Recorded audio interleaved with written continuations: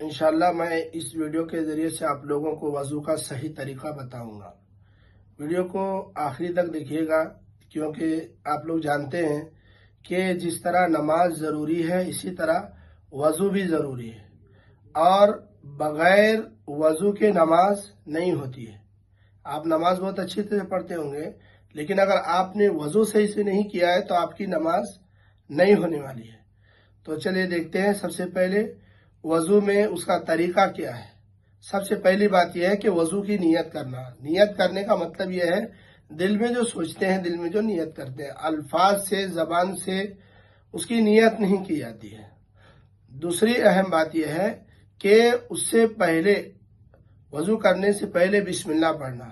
بہت سارے لوگ اس کی رعایت نہیں کرتے ہیں، اس کا خیال نہیں کرتے ہیں۔ یاد سے بسم اللہ پڑھنا چاہیے وضو سے پہلے۔ اس کے بعد یہ ہے کہ ہتھیلیوں کو دھونا چاہیے۔ پانی لینے کے بعد ہتھیلیوں کو دیکھیے، یہاں تک وہاں تک، ایسے ویسے نام یاد رکھنا چاہیے۔ جو اعضاء ہیں، اعضاء وضو ہے، ان کے نام یاد رکھنا چاہیے۔ یہاں تک اس کو کلائی کہتے ہیں یا اس کو پہنچی کہتے ہیں۔ تو جب ہاتھ دھوئیں گے، ہتھیلی دھوئیں گے، تو اس میں انگلیوں کا خلال کریں گے۔ یہ جو بیچ کی جگہ ہے، اس طریقے سے جلدی جلدی میں اس کو 3 مرتبہ دھوئیں گے پہنچی تک۔ اس کے بعد کلی کریں گے۔ کلی کریں گے تو ایک چلو پانی لینے کے بعد آدھا منہ میں لیں گے، آدھا ناک میں لیں گے۔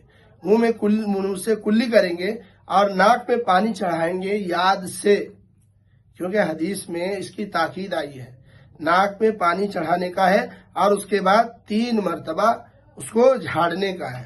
وہ سارے لوگ کیا کرتے ہیں، وضو خانے میں تو ناک نہیں صاف کرتے ہیں، لیکن وہی ڈسٹرب جا کر کے نماز میں کرتے ہیں۔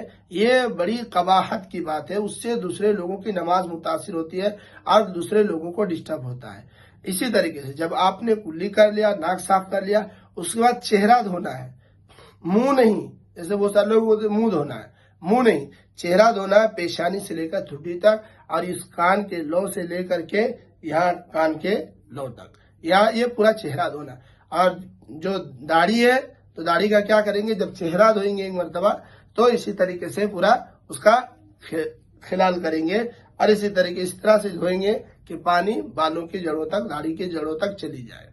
تو اس طریقے سے 3 مرتبہ چہرہ دھوئیں گے، اور اس طریقے سے اس کے بعد کیا کریں گے، چہرہ دھونے کے بعد ہاتھ دھوئیں گے۔ پہلے دایاں ہاتھ دھوئیں گے، کہاں تک، کوہنی سمیت دھوئیں گے، یعنی کوہنی کو بھی دھوئیں گے۔ اور کوہنی کے دھیان میں اس بات کا خیال رکھنا چاہیے کہ اچھی طریقے سے دھونا۔ آپ نل سے وضو کر رہے ہیں، 1 مرتبہ آپ نے اس طریقے سے دھویا، دوسری مرتبہ آپ نے اسے دھویا، تیسری مرتبہ آپ نے دھویا، 3 مرتبہ، پھر ایسا پانی لے کر کے ایسا 3 مرتبہ، یہ صحیح نہیں ہے۔ یہ 3 ہی مرتبہ حدیث سے ثابت ہے۔ 2 مرتبہ بھی دھو سکتے ہیں، 1 مرتبہ بھی دھو سکتے ہیں، لیکن 3 مرتبہ سے زیادہ نہیں دھو سکتے۔ اور یہ جو بعد میں اس طرح بعض بھائی کرتے ہیں تو ایسا کرنا صحیح نہیں ہے، کیونکہ تو 6 مرتبہ ہو جا رہا نا۔ یہ 3 مرتبہ ہو گیا، آپ نے 3 مرتبہ دھو لیا، بس یہ 3 ہو گیا۔ اس کے بعد آپ بایاں ہاتھ دھوئیں گے، کہاں تک، کونی سمیت دھوئیں گے، یہاں تک دھوئیں گے، اور اچھی طریقے سے نل چالو ہے، آپ اس طرح سے دھو رہے ہیں، 1 مرتبہ، 2 مرتبہ، 3 مرتبہ، پھر ایسا پانی لے کے ایسا کرنا نہیں، یہ صحیح نہیں ہے۔ تو آپ نے دونوں ہاتھ اچھی طریقے سے دھو لیے۔ اس کے بعد سر کا مسح کرنا۔ سر کا مسح کیسے کرنا ہے، لوگ کیسے بھی کر دیتے ہیں، بس ہاتھ کا مسح کیسے کریں گے، سر کا مسح اس طرح کریں گے کہ پانی لیں گے اور پانی کو پھینک دیں گے، اور یہ دونوں ہاتھوں کو پیشانی میں لے جائیں گے۔ پیشانی کے لے جانے کے بعد پیشانی سے لے جا کر کے اس طریقے سے مسح کریں گے سر کا، اور یہاں گدی تک لے جائیں گے۔ گدی سے پھر اس کو واپس ریٹرن لائیں گے پیشانی تک۔ یہ ہو گیا سر کا مسح۔ اور اس کے بعد سر کا مسح کرنے کے بعد کان کا مسح کرنا۔ کان کا مسح کیسے کرتے ہیں، یہ جو شہادت کی انگلیاں ہیں تو کان کے اندرونی حصے میں لے جانا ہے، اور اس طریقے سے اس طرح کرنا ہے۔ اور یہ جو انگوٹھا ہے یہ کان کے نرم حصے میں، کان کے لو تک جاتا ہے، تو اس کو پھر ادھر ریٹرن لانا ہے۔ اس طریقے سے یہ کیا ہو گیا، کان کا مسح ہو گیا۔ بہت سارے بھائی کیا کرتے ہیں، گردن کا بھی مسح کرتے ہیں۔ دیکھیے صحیح حدیث سے گردن کا مسح کرنا ثابت نہیں ہے۔ حدیثوں میں ہے، جن حدیثوں میں گردن کا مسح کرنا، تو وہ حدیث صحیح نہیں ہے۔ اور دنیات میں جو بخاری کا حوالہ دیا ہوا ہے کہ بخاری میں گردن کا مسح ہے، تو بالکل غلط ہے، بالکل جھوٹ ہے، بالکل صحیح نہیں ہے، کیونکہ گردن کا مسح صحیح حدیث سے ثابت ہی نہیں ہے۔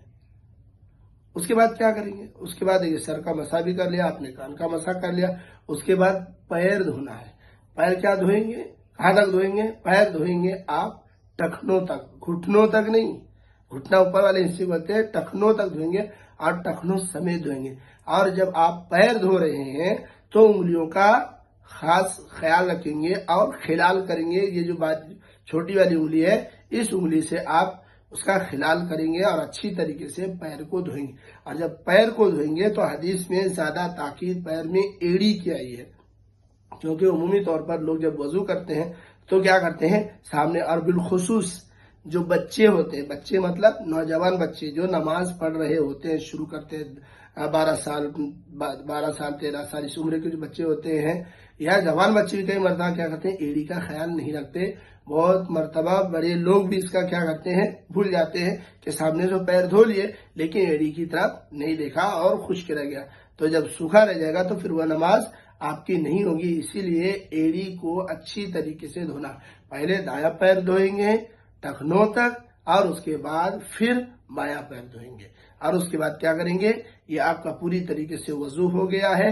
آپ کہیں گے اس کے بعد وضو کے بعد کی دعا، اشہد ان لا الہ الا اللہ وحدہ لا شریک لہ واشہد ان محمدا عبدہ ورسولہ اللہم اجعلنی من التوابین واجعلنی من المتطہرین۔ یہ آپ کا مکمل طریقے سے وضو ہو چکا ہے الحمدللہ۔ آپ اس طریقے سے اس طریقے کو دیکھیے، آپ اس ویڈیو کو دیکھیے بار بار اور اچھی طریقے سے وضو کا طریقہ سیکھ لیجئے اور دوسروں کو بھی یہ طریقہ بتا دیجئے کہ یہ صحیح طریقہ ہے۔ جزاکم اللہ خیر، السلام